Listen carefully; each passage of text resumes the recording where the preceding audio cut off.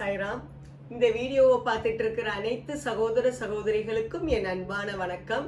இன்றைய நாள் உங்களுக்கு சந்தோஷமாகவும் நீங்கள் நினைத்தது அனைத்தும் நிறைவேறட்டும்.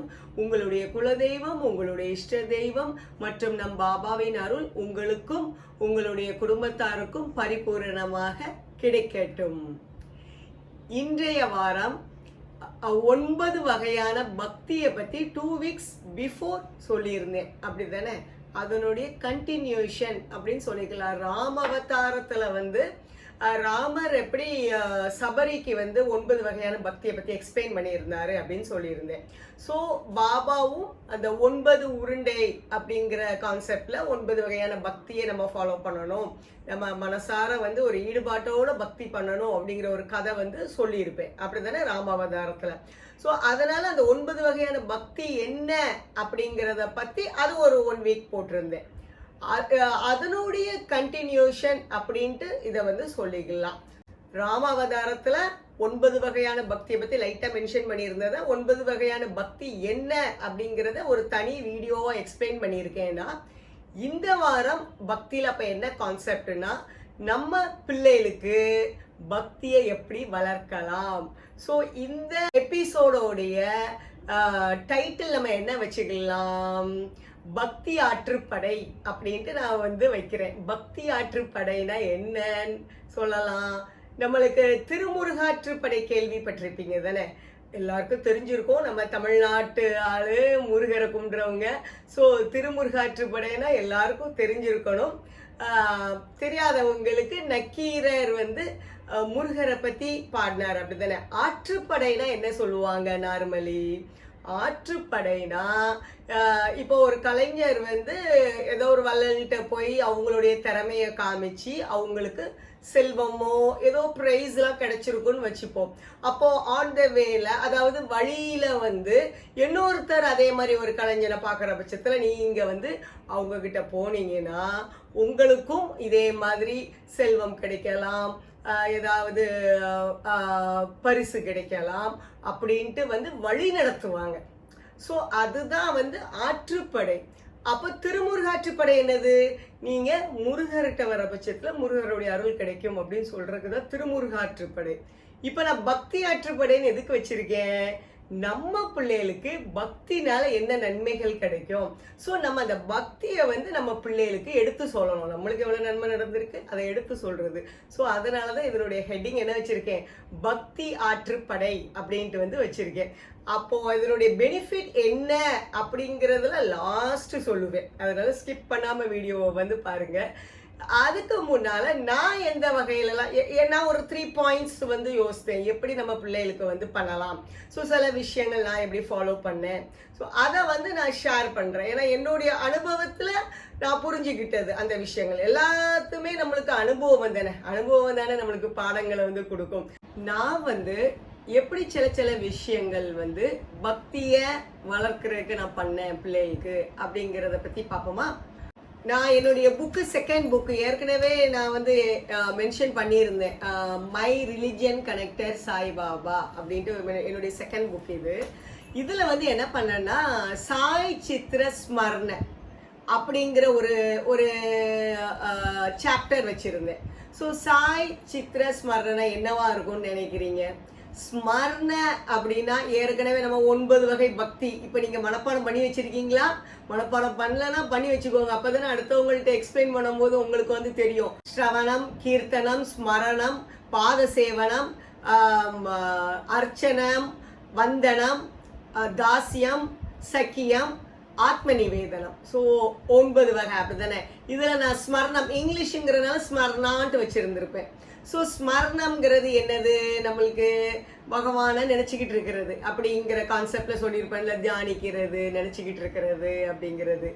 ஸோ நான் இப்ப என்ன சித்திரனா சித்திரம் வரைகிறது, அப்படிதானே? ஸோ அந்த சாய் சித்திரனா பாபாவை பத்தி டிராயிங்.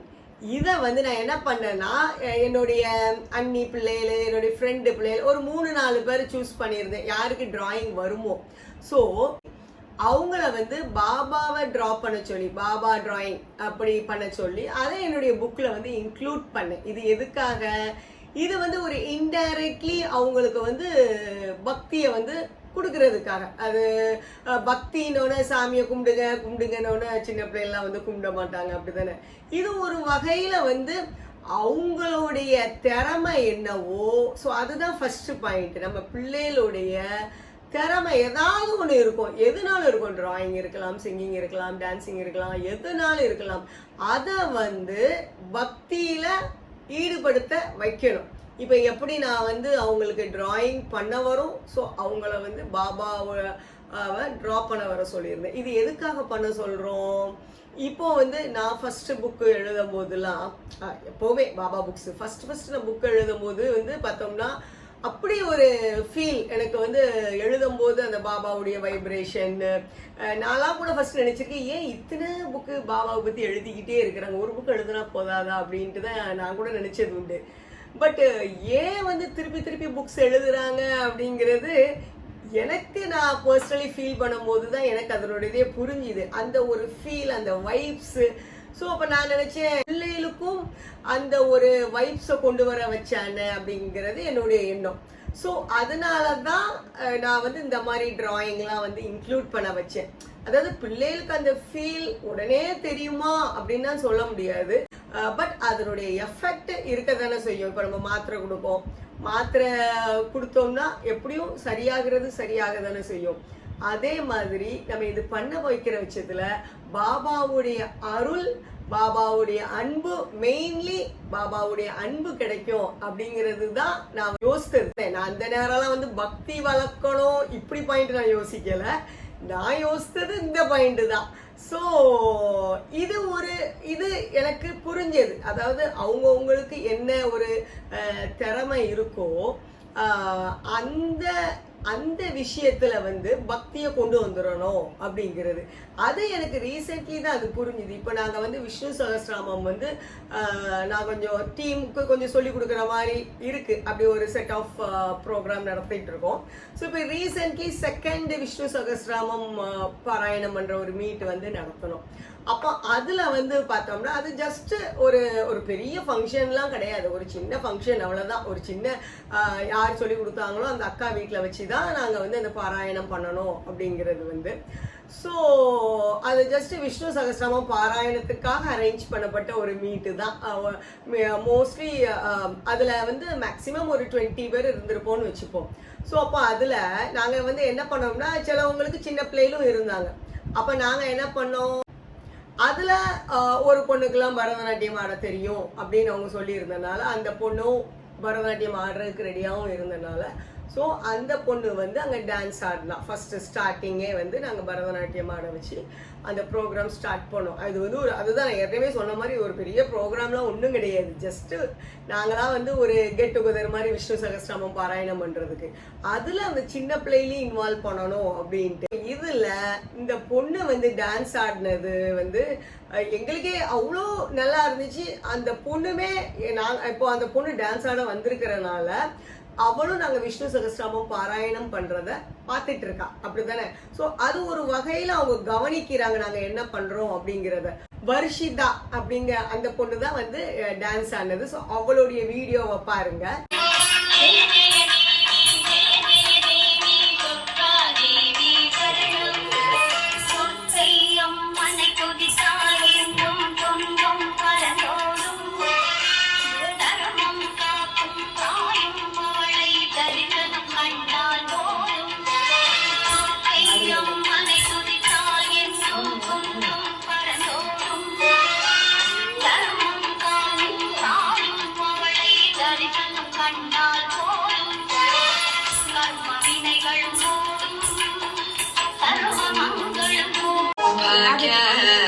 लक्ष्मी बरम्मा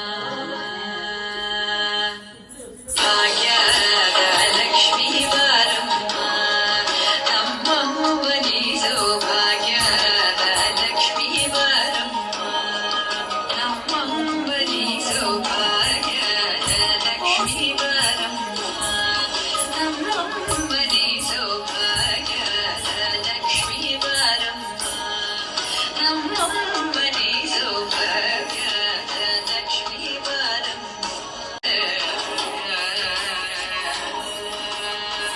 இந்த பொண்ணு இங்க டான்ஸ் ஆடுறதுக்காக அவளும் வந்திருந்தா.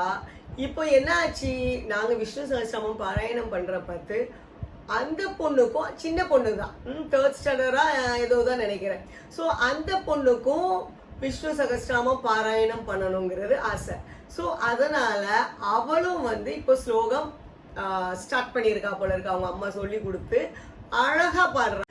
ஸோ இது பாருங்க, இந்த மாதிரி அவங்களுடைய திறமையை நம்ம இன்வால்வ் பண்ற பட்சத்துல ஆட்டோமேட்டிக்கலி அந்த பக்தி வந்து அப்படியே அவங்க மனசுல வந்து பதியும். இப்போ இந்த பொண்ணு பரதநாட்டியம் ஆடினால அவளை பார்த்து இன்னும் 2 பொண்ணுங்க இருந்தாங்க. அவங்க 2 பேரும் இப்பதான் பரதநாட்டியம் பழக ஆரம்பிச்சிருக்காங்க போல இருக்கு. ஆனா இவ ஆடுறத பார்த்து அந்த 2 பொண்ணுங்களுக்குமே இன்ட்ரெஸ்ட் இருந்துச்சு. இப்போ அவங்க வந்து ஜஸ்ட் இந்த தை தை அப்படிங்கிற மாதிரிதான். நாங்க என்ன பண்ணோம், ஓகே அதையும் ஆடுங்க, ஏன்னா இவளை பார்த்து அவங்களுக்கு இன்ட்ரெஸ்ட் வருது. ஸோ அதுதான் அதுல வந்து நம்ம நோ சொல்லக்கூடாது. இது என்ன ஆகும், இப்ப இதை பார்த்து அவ விஷ்ணு சகஸ்ரநாமம் பாராயணம் பண்றதுக்கு வர்ஷிதா வந்த மாதிரி இந்த 2 பொண்ணுங்களும் கனகவர்தினி, ஸ்ரீவர்ஷினி, இவங்க 2 பேருடைய டான்ஸையும் பாருங்க, போட்டு விடுறேன்.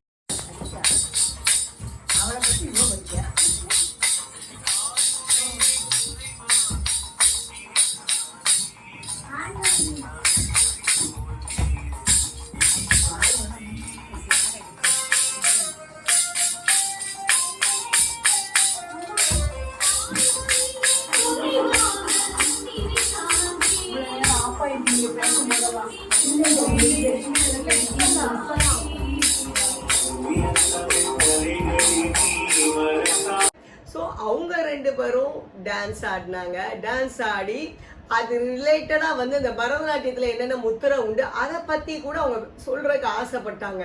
ஸோ அதையும் சொல்ல சொன்னோம். திருப்பதாகம், அட்டபதாகம், கத்தெளிமுகம், மயூரம், அட்டச்சந்திரன், அராளம், சிவகுண்டகம், துஷ்டி, சிகரம், கபித்தம், கனகாமுகம், கனகாமுகம், 2 கைமுத்திரிகள், அஞ்சலி, கபோதம், கட்டடகம், சொஷ்டிகம், கோலம், உச்சங்கம், புஷ்பகுணம், சிவலிங்கம். இப்ப இது என்ன ஆகும், இப்ப சம்பந்தமே இல்லைன்னு கூட நினைக்கலாம் நீங்க. இதுக்கும் பக்திக்கும் சம்பந்தம் இல்லைன்ட்டு அப்படி கிடையாது. அவங்களுடைய திறமை என்ன இருக்கோ அதை நாங்க அந்த இடத்துல வந்து வெளியில கொண்டு வர வச்சிருக்கோம். இப்ப நெக்ஸ்ட் டைம் போன போது என்ன ஆகும், அவங்களே வாலண்டியரா அடுத்து ஒரு பக்தி பாட்டை கொண்டு வந்து பாடலாம், ஒரு பக்தி டான்ஸ் ஆடலாம். இப்படி வந்து அது இம்ப்ரூவ் ஆகும் அப்படிங்கிறது என்னுடைய எண்ணம். ஸோ இது ஒரு பிள்ளையார் சுழி போட்ட மாதிரி நாங்க இந்த ப்ரோக்ராம் வந்து சின்ன பிள்ளைகளுக்கும் அப்படிங்கிறது எனக்கு புரிஞ்சுது. அந்த இடத்துல வந்து இது சின்ன பிள்ளைகளும் இன்வால்வ் ஆகுறாங்க அப்படின்னு. ஓகே, இது கேர்ள்ஸுங்கிறனால இப்படி சொல்றதாக நீங்க யோசிக்கலாம். அப்போ பாய்ஸ்க்கு போரிங்கா இருக்கும்ல அப்படின்னு நினைப்பீங்க. இல்ல, அதுதான் இதுல வந்து இன்னும் வந்து பியூட்டி என்னன்னா, சின்ன பிள்ளைகள் வந்து சின்ன பிள்ளைகள் தான். பாய்ஸ் கேர்ள்ஸ் அப்படின்லாம் நம்ம பார்க்க வேண்டியது கிடையாது. பாய்ஸ்க்கும் அந்த இன்ட்ரெஸ்ட் வரதான் செய்யும். அங்க ஏற்கனவே அந்த யாரு சொல்லி கொடுத்தாங்களோ சாந்தி அக்காவுடைய பேரங்கெல்லாம் இருந்தாங்க. ஸோ அவங்க அந்த பையன் ஏற்கனவே தசாவதாரத்தை பத்திலாம் தெரியும் சொல்லிட்டு இருந்தாங்க. அப்போ அவன் ஃபர்ஸ்ட் இன்ட்ரெஸ்ட் எடுக்கல. அது நிறைய பேர் இருந்த உடனே கொஞ்சம் ஷை பண்ணிட்டு சொல்றதுக்கு இன்ட்ரெஸ்ட் எடுக்கல. இல்ல நான் பேசலன்னு தான் சொல்லிட்டு இருந்தான். அப்புறம் நாங்க விஷ்ணு சகஸ்ரநாமம் பாடுறதெல்லாம் பார்த்து இந்த பொண்ணு டான்ஸ் ஆடுறது, அந்த பொண்ணு பேசுறது எல்லாம் பார்த்தோன்னா அவனுக்கும் இன்ட்ரெஸ்ட் வந்து தசாவதாரத்தை பத்தி கூட, மச்ச அவதாரம், குரும அவதாரம் என்னங்கிறது அழகா சொன்னான். அதுல ஒரு போட்டோ கூட இருந்துச்சு, அதை பார்த்து கூட எக்ஸ்பிளைன் பண்ணிட்டு இருந்தான். அந்த வீடியோவும் வந்து பாருங்க. மத்ஸ்யம், கூர்மம், வராகம், நரசிம்மம், யமுனம், பரசுராம, ராம, பலராம, கிருஷ்ண, கல்கி. சூப்பர். இது வராகம். அதுக்கப்புறம் வந்து நரசிம்மம், அடுத்து வாமன, அடுத்து பரசுராம, ராம, அடுத்து பலராம, கிருஷ்ண, கல்கி. சூப்பர். கல்கிங்கான வந்து ஹார்ஸ் ஃபேஸ் இருக்காரு. இது என்ன அழகா சொல்லியிருக்கான் பாருங்க அவன் வந்து. இது வந்து சின்ன பிள்ளையிலேயே அவங்க அம்மா அப்பா சொல்லி கொடுத்துருக்கிறனால ஸோ நம்ம இதெல்லாம் வந்து சொல்லி கொடுக்கணும். ஸோ இவன் பேசுறத பார்த்து அவங்களோட இன்னொரு பேரனும் இருந்தா அவனும் இன்ட்ரெஸ்ட் எடுத்தான் போல இருக்கு. இதுக்கு வந்து இன்னொரு பையன் சொன்ன சித்தார்த்த, அவனுக்கும் வந்து ஸ்லோகம் ஒன்று தெரியும், பாடலாமா அப்படின்ட்டு வந்து கேட்டான். ஓகே, எந்த இதா இருந்தானே அது பாடலாம் அப்படின்னு சொல்லியிருந்தாலும் அவனும் ஒரு ஸ்லோகம் வந்து சொன்னான். அந்த பூனே சதா பூனே சங்கரங்காத வல்லவே யான சௌதான வித்யத்தம் விஸ்வாதேவி ச பார்வதி அசம் செய்வாதோமா மாசிதா மே சமாசிதா சாமாயுதமாயுதா சபாதந்தம் சபுதிதம் எம்பை பச்சேதோமா மாசிதா மே சமாசிதா ஓம் சாந்தி சாந்தி சாந்தி. ஸோ அந்த இடத்துல வந்து அந்த பிள்ளைகளுக்கே வந்து அது ஒரு இன்ட்ரெஸ்ட் வந்த மாதிரி நாங்கள் வந்து விஷ்ணு சகஸ்ரநாமம் பாடும்போது இந்த 2 பையங்களுமே அப்பப்போ வந்து அப்படி நின்று பார்த்துட்டு போனாங்க. எனக்கு எப்படி இருந்துச்சுன்னா அந்த கிருஷ்ணரும் அர்ஜுனரும் வந்து செக் பண்ணுற மாதிரி இருந்துச்சு. ஸோ அவ்வளோ அவங்களுக்கே ஒரு இன்வால்வ் பண்ணிக்கிட்டு இப்போ வந்து சித்விக்ல இன்னும் நிறைய அதுக்கப்புறம்லாம் இன்ட்ரெஸ்ட் எடுத்து நிறைய சொல்லணும்னு ஆசைப்பட்டான். பட் எங்களுக்கு டைம் ஆயிடுச்சுங்கிறதுனால நெக்ஸ்ட் டைம் பார்த்துக்கலாம் அப்படின்னு விட்டுட்டோம். அப்போ அது பாருங்க, அது வந்து நம்ம அந்த ஒரு இடத்துல பிள்ளைகளுடைய திறமையை நம்ம பண்ண வைக்கிற பட்சத்துல அது வந்து ஒன்லி எங்க ப்ரோக்ராம் அப்படிங்கிறது இல்லாம சின்ன பிள்ளைகளையும் இன்வால்வ் பண்ற பட்சத்துல பிள்ளைகளுக்கும் அந்த ஒரு பக்தி நம்ம வந்து ஊற்றுவோங்கிற மாதிரி தான் அர்த்தம்.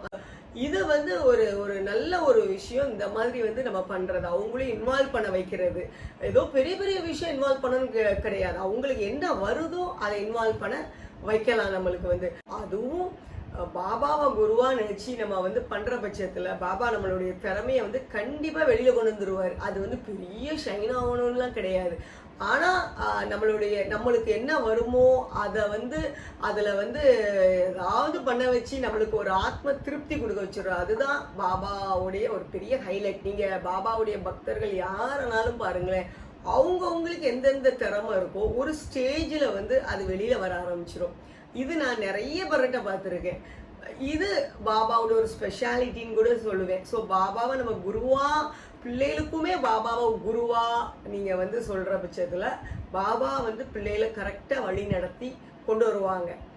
ஸோ இது வந்து நான் என்ன சொல்லியிருக்கேன், இப்போ ஃபர்ஸ்ட் பாயிண்ட், அவங்களுக்கு என்ன திறமை இருக்குதோ அதை வந்து அதுல பக்தியோடைய ரசத்தை கொஞ்சம் கொண்டு வாங்க. ஸோ அதுதான் நான் வந்து சொல்ல வர்றது. ஓகே, இப்போ செகண்ட் பாயிண்ட் என்னன்னா, என்கரேஜ் பண்ணணும். நம்ம வந்து என்கரேஜ் பண்ணணும். அந்த பிள்ளைகளுக்கு வந்து அவங்க ஏதோ பண்றாங்க, பக்தி ரிலேட்டடாக கூட ஏதோ பண்றாங்கன்னா அதை வந்து ஏதோ ஒரு குட்டி குட்டி கிஃப்ட் கொடுத்து என்கரேஜ் பண்ணணும். அப்பதான் அவங்க அடுத்த லெவலுக்கு வர்றதுக்காக வருவாங்க. அடுத்த லெவல் அப்பதான் அவங்க வந்து வருவாங்க.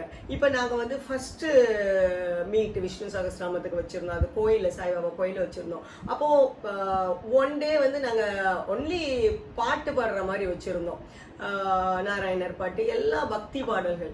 அதுல ஒரு பாட்டு வந்து பார்த்தோம்னா பாபா பாடின பாட்டு எல்லாருக்கும் தெரியும் தானே, ரமதே ராம ரமதே ராமா ஓஜி ஓஜி. ஏற்கனவே இந்த பாட்டு நான் சொல்லியிருக்கேன். ஸோ இது வந்து என்ன பண்ண, இதை கொஞ்சம் எல்லாரையும் பாட வைக்கணும். பாபா பண்ண பாட்டு எல்லாருக்கும் தெரியணும். ராமரை பத்தி அவர் பாடியிருக்காரு. அந்த உதிக்காக பாடினது. அந்த உதி பண்ற பட்சத்துல அவர் அந்த நேரத்துல அது பாடுவாரு.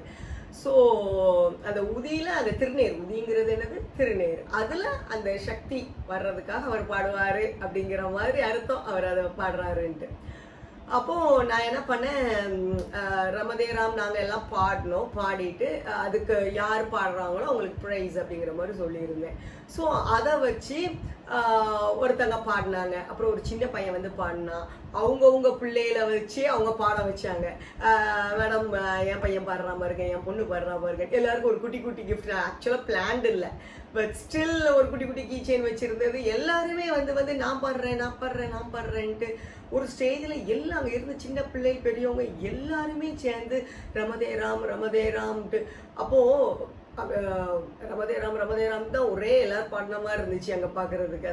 அந்த நேரத்தில் இந்த நம்ம சொல்லுவோம்ல அதிருதுலன்ட்டு, அப்படி கோயிலே அன்னைக்கு ராம்ட்டு அதிர்ன மாதிரி தான் பார்க்கறதுக்கு. ஸோ அப்படி இருந்துச்சு அது வைப்ரேஷன். பக்தியில் ஒரு விஷயம் என்னன்னா, நம்ம பிள்ளைகளை இன்வால்வ் பண்ற பட்சத்துல அதனுடைய எஃபெக்ட் தனி. அது நான் வந்து இந்த 2 தடவை இதுலயும் அந்த இதை நான் அப்சர்வ் பண்ணேன். ஆக்சுவலா அது அவ்வளோ ஒரு நம்மளுக்கே அது வந்து அம்மாமார்களுக்கும் நம்ம பிள்ளை பண்ணுதுன்ட்டு அதுல ஒரு சந்தோஷம் வருது. ஸோ இது வந்து ஒரு பக்தியை வளர்க்கறதுக்கு நீங்க பக்தி பக்தி பக்தின்னு அது ஏதோ ஒரு பாடம் மாதிரி அது புகுட்டணும்னு கிடையாது. இப்படி அவங்களுக்கு பிடிச்ச விஷயங்கள், திறமை தான் ஒரு பெரிய ஒரு திறமைன்னு அப்படி இல்லை, அவங்களுக்கு பிடிச்ச விஷயங்கள் என்னதோ அதுல பக்தியை கொண்டு வாங்க. ஸோ அதுதான் வந்து ஸ்மரணம் நம்ம சொல்லிக்கலாமா, அதை அவங்கள நினைக்க வைக்கிறது, பகவானை நினைக்க வைக்கிறது. ஸோ அதுதான் நான் சாய் சித்திர ஸ்மரணம் சொன்னேன் ஆக்சுவலா, அப்படித்தானே? அதே மாதிரி இதுவும் வந்து ஏதோ ஒரு டைப் ஆஃப் ஸ்மரணம், அப்படித்தானே? இதுவும் வந்து நம்ம வந்து பக்தி ஆற்றுப்படையில ஒரு பாயிண்ட் அப்படின்னு சொல்லிக்கலாம். ஏன்னா சின்ன பிள்ளைகளுக்கு நேரடியாக நம்ம வந்து சொல்ல முடியாது, இன்டைரக்ட்லி தான் நம்ம வந்து இப்போ மாத்திரையை கொடுத்துட்டு மாத்திரையில் இந்த எஃபெக்ட் இருக்கு அந்த எஃபெக்ட் இருக்கு இதை சாப்பிடும் அப்படின்னு நம்ம சொல்லிட்டு இருக்க முடியாதுல்ல. ஸோ சில விஷயங்கள் அவங்கள வந்து எடுத்து நம்ம கைப்பிடிச்சு கூட்டு போற பட்சத்தில் அவங்களும் நம்மளை ஃபாலோ பண்ணுவாங்க. ஓகே, பிடிச்ச விஷயங்களை பண்ண வைக்கணும், என்கரேஜ் பண்ணணும், அதுதான் ரொம்ப முக்கியமான வந்து பாயிண்ட். விஷ்ணு சகஸ்ரநாமம் பாடின லேடிஸ்களுக்கு போடுறதுக்காக மெடல் கொண்டு வந்திருந்தேன். இப்போ இவங்க எல்லாரும் பாடினாங்க, டான்ஸ்லாம் ஆடினாங்க, சித்விக், சித்தார்த்து, இந்த டான்ஸ் ஆடின பொண்ணு, அப்புறம் தசாவதாரத்தை பற்றி பேசினவங்களுக்கெல்லாம் கூட அந்த மெடல்ல வந்து இவங்களுக்கும் போட்டிருந்து ஏதோ ஒரு என்கரேஜ்மெண்ட் பண்ண மாதிரி இருக்கணுமே அப்படின்ட்டு. இப்போ ஈவன் என்னுடைய யூடியூப்ல கூட நீங்க வாய்ஸ் கேட்டிருப்பீங்க, சின்ன பிள்ளை வாய்ஸ், லைக் பண்ணுங்க சப்ஸ்கிரைப் பண்ணுங்க அப்படின்னு சொல்றது, அப்புறம் கொஸ்டின் ஆன்சர் சொல்றது பாபாவை பத்தி, அது என்னுடைய அத்தை பொண்ணுடைய மகா. இதுவும் கிட்டத்தட்ட இந்த கான்செப்டுக்காக தான் அந்த சின்ன பொண்ணெல்லாம் வந்து நான் வந்து பேச வைக்கேன். ஸோ அவளை கூட நான் வந்து என்ன பண்ணேன்னா, அந்த ஃபர்ஸ்ட் விஷ்ணு சகஸ்ரநாமம் மீட் அப்போ அவளுக்கு ஒரு ப்ரைஸ் கொடுத்து அவளையும் ஆனர் பண்ணேன். ஸோ அந்த பிள்ளைகளுக்கு வந்து அது ஒரு இன்ட்ரெஸ்ட் இருக்கும். ஓகே, நம்ம வந்து சாமியை பத்தி பண்ற பட்சத்தில் அவங்களுக்கு ஒரு ஏதோ ஒரு ரிவார்டு கிடைக்கிது அப்படிங்கிறது அவங்க மனசுல வந்து அது பதியும். ஸோ அதனால நம்ம வந்து என்கரேஜ் பண்ணணும். ஒரு குட்டி குட்டி கிஃப்ட் கொடுத்து அவங்க சாமி விஷயம் என்னது பண்ணாலும் அதை வந்து என்கரேஜ் பண்ண வந்து நம்ம தெரியணும். அப்பதான் அவங்க அடுத்த லெவல் பக்திக்கு போவாங்க. ஓகே, இப்போ செகண்ட் பாயிண்ட்னு சொன்னோம்னா, நம்ம வீட்டில் எப்படி இப்போ பக்தி எப்படி வளர்க்கணும் அப்படிங்கிற பாயிண்ட் தான் நம்ம சொல்ல வரோம் பிள்ளைகள் மனசுல வந்து. இப்போ இதுல நான் வெளியில பாயிண்ட் வந்து சொல்லியிருக்கேன். இப்போ நம்ம வீட்டில் பூஜை பண்றோம், வீட்டில் பூஜை பண்ணும்போது டெய்லி நம்ம பிள்ளைகளை கூட்டு வந்து இன்வால்வ் பண்ண வைக்கணுமானா அது முடியாது, அது ப்ராக்டிக்கலி நாட் பாசிபிள். அது நானாக இருந்தாலும் பண்ண மாட்டேன், சின்ன வயசுல வந்து நம்ம பிள்ளைகளும் பண்ணிக்கிட மாட்டாங்க. அப்போ என்ன பண்ணலாம், அட்லீஸ்ட் விசேஷ நாட்கள் தீபாவளி, பொங்கல், கிருஷ்ண ஜெயந்தி, கணபதி இந்த மாதிரிலாம் வருது இல்லை, அந்த மாதிரிலாம் வரும்போது பிள்ளையில பூஜை பண்ணும்போது நிற்க வச்சு, வெறும் சும்மா நிற்க வச்சிட்டு இருந்தாலும் அந்த பிள்ளைகள் ஒழுங்கா நிற்க மாட்டாங்க. அவங்கள ஒரு பூ போட சொல்லுங்க, ஆரத்தி பண்ண சொல்லுங்க, தீபாராதனை காமிக்கிறவங்க அவங்களையும் கொடுத்து பண்ண சொல்லுங்க. அப்போ அவங்களுக்கு அதுல ஒரு இன்ட்ரெஸ்ட் வரும். அதாவது விசேஷ நாட்கள்ல ஃபேமிலியில உள்ளவங்க எல்லாரும் வந்து நிக்கணும் அப்படிங்கிற ஒரு கான்செப்டை கொண்டு வந்தாலே பக்தி வந்து லைஃபோட சேர்ந்து வரும் அப்படிங்கிறது அவங்களுக்கு புரியும். பக்திங்கிறது தனி கிடையாது. பக்திங்கிறது நம்ம தேவைக்கு சாமி கிட்ட எனக்கு அது வேணும் இது வேணும் கேட்கறதுக்கு தான் பூஜாரை அப்படிங்கிற மாதிரி பிள்ளைங்க மனசுல பதிய வைக்க கூடாது. இங்க பாம்பேலாம் பார்த்தோம்னா சின்ன பிள்ளைகள் முதல் தானாலே அவங்கலாம் வந்து சுகர்தா துக்கர்தா ஆரத்தி சாங் உண்டு, அழகா பாடுவாங்க எல்லாருமே சின்ன பிள்ளைல இருந்து. ஏன்னா அவங்களுக்கு வந்து இந்த மகாராஷ்டிரனுக்குலாம் அந்த ப்ராக்டிஸ் உண்டு. அவங்களாம் கணபதி நேரம்லாம் 10 நாள் வீட்டில் பூஜை பண்ணுவாங்க, 10 நாள் அந்த ஆரத்தி பாடணும். அதனால இங்க வந்து சின்ன பிள்ளையிலே அந்த பாட்டு பாடுவாங்க. பாட்டு பாடுறதுனால உடனே பக்தி சாமியாருன்னு அர்த்தம் கிடையாது. நம்ம வந்து பக்தி கொடுக்கறதுனால எல்லாரும் ஆதிசங்கராவோ ராமானுஜராவோ மகாபிரியவாவோ சாய்பாபாவோ ஆக போறாங்கன்னு அர்த்தம் கிடையாது. அப்படிதான் ஆக்க போறோம்னு அர்த்தம் கிடையாது. பக்தி அப்படிங்கிறது ஏன் முக்கியங்கிறது நான் இன்னும் சொல்லிக்கிட்டு வருவேன். அந்த பையனை வந்து சொல்லலை. வீட்டில் பூஜை பண்ணும்போது பிள்ளையில கண்டிப்பா விசேஷ நாட்கள்ல அவங்க எல்லாரும் வந்து இருக்கணும் அப்படிங்கிற கான்செப்ட் கொண்டு வாங்க. ஏதோ ஒரு வகையில அது ஒரு 5 minutes 1 minute இருக்கட்டுமே நீங்க பூஜை பண்றது, அந்த இடத்துல அவங்க வந்து நிக்கணும். ஸோ அது ஒரு என்ன சொல்லலாம், ஒரு பாண்டிங்கும் கொடுக்கும், ஃபேமிலிக்குள்ள ஒரு பாண்டிங்கும் வந்து கொடுக்கும். எங்க வீட்டிலலாம் அந்த ப்ரொசீஜர் உண்டு. எங்க அப்பா வந்து பூஜை பண்றது, எங்க அம்மா பூஜை பண்ணும்போது நாங்கள் நிற்போம். இது விசேஷ நாட்களில் நாங்கள் எல்லாரும் நிற்போம். அதனால எனக்கும் அந்த ப்ராக்டிஸ் வந்து வந்துடுது. இப்போ எங்கள் ஊர்லலாம் வந்து பார்த்தோம்னா எங்கள் அப்பா வந்து என்ன கோயில் வீடும்பாங்கல்ல, நம்ம ஊர்லலாம் என்ன பண்ணுவாங்க, தனியாக இருக்கும். அது வீட்டுக்கு தனியாக, அது வீட்டுக்கு உள்ளதான் பெரிய கேட் இருக்கும், உள்ள வீடு இருக்கும். கோயிலுக்குன்னு தனியாக அது பூஜைக்குன்னு தனியாக ஒரு சின்ன இது ரூம் மாதிரி வச்சுருப்பாங்க. கோயில் வீடும் போனாங்கலாம் வந்து. அப்போ எங்கள் அப்பாலாம் அதில் பூஜை பண்ணாங்கன்னா விசேஷ நாட்களில் போனோன்னா நாங்கள் சொந்தக்காரங்க நிறைய பேர் வந்திருப்போம்ல, அப்போ எல்லாரும் அங்கே நிற்போம். எங்கள் அப்பா பூஜை பண்ணுவாங்க, அதில் பேசக்கூட மாட்டாங்க. அந்த கான்செப்ட் நான் இப்பவும் ஃபாலோ பண்ணுறேன். பூஜை பண்ணும்போது பேசக்கூடாதுங்கிறது சின்ன வயசில் எங்கள் அப்பா எப்போவுமே யார் பேசினாலும் எங்கள் அப்பா கோவப்படுவாங்க அந்த இடத்துல வந்து. ஸோ எல்லாரும் அந்த இடத்துல ஆஜராயிருவோம். இப்போவும் நம்ம வந்து என்ன பண்ணுறோம், நம்ம போய் குலதெய்வத்துக்கு பூஜை பண்ண போவோம். அதெல்லாம் வந்து அது என்ன ஆயிடுதுன்னா ஒரு ஃபெஸ்டிவல் மாதிரி கொண்டு வந்துடுறோம். என்னது வீட்டில் ஃபாலோ பண்ணணும். அந்த காலத்தில் வீட்டில் ஃபாலோ பண்ணிட்டு இருந்தது தான். இப்போ அந்த கான்செப்ட் வந்து எல்லாரும் பிஸினாலும் இந்த விசேஷ நாட்கள் இந்த டைமிங் பிள்ளைகளுக்கு சொல்லிடுறோம். அந்த டைம் நீங்கள் ரெடியாகி வந்துடணும், இந்த டைம் டு இந்த டைம் பூஜை அப்படிங்கிற பட்சத்தில் அந்த ப்ராக்டிஸ் கண்டிப்பாக நம்ம அம்மாமார்கள் தான் அந்த ப்ராக்டிஸை வந்து இன்னும் கரெக்டாக கொண்டு வர முடியும் நம்ம பிள்ளைகளுக்கு வந்து. ஸோ லேடிஸ் எப்படி ஃபாலோ பண்ண வைக்கிறாங்களோ அப்படி தான் பிள்ளைகள் ஃபாலோ பண்ண ஆரம்பிப்பாங்க. ஸோ அதனால எப்போவுமே அம்மாமார்கள் தான் நிறைய விஷயங்கள் நம்ம கொண்டு வர முயற்சி பண்ணணும். ஓகே, அப்புறம் தேர்ட் கான்செப்ட் என்ன, இது வந்து ரொம்ப முக்கியமானது.